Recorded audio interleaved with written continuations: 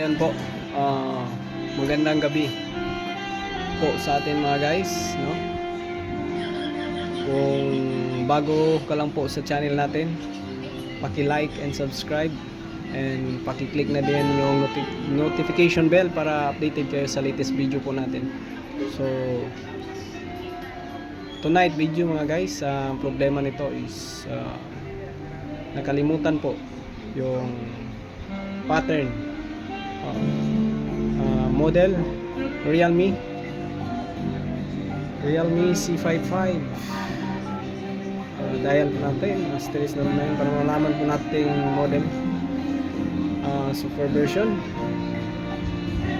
Okay, RMX 3710. So Realme C55 po mga guys. So para malaman po, supported lang to sa mga ganitong mga unit yung code. Hindi ito para sa lahat din, para malaman natin ano yung exact model ng unit at saka version po. Hindi ito lahat. So yan mga guys, babalik tayo sa menu. Sa hindi pa nakasubscribe dyan, paki-subscribe na din mga guys, no? Para sa channel natin. Okay, para magpatuloy tayo sa ating video. Ayan mga guys,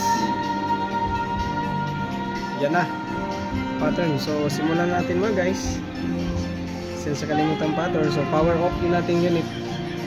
Ayan, power off. Ayan, power off muna natin.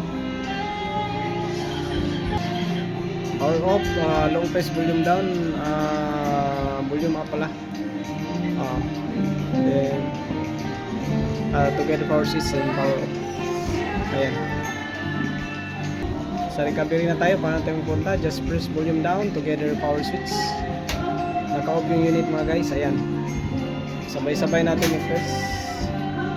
Ayan, kung makita natin dito sa screen recovery mode, i-kuha na natin, let go na natin mga guys yung volume down at power button. Pili natin English format data. So makita natin code, i-copy na lang natin, i-enter na lang natin 8668 866A. Okay, format. Ayan na mga guys. So after this mga guys, next na lang po. So kung may FRP o Gmail account, no, so iba na din po yung solution mga guys. Ito lang is pattern, pin code, nakalimutan pattern. Okay, so yan lang po mga guys.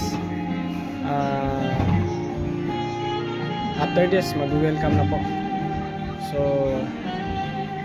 i-review natin mamaya yung saglit, yung finished product po. Ayan po, ito na mga guys.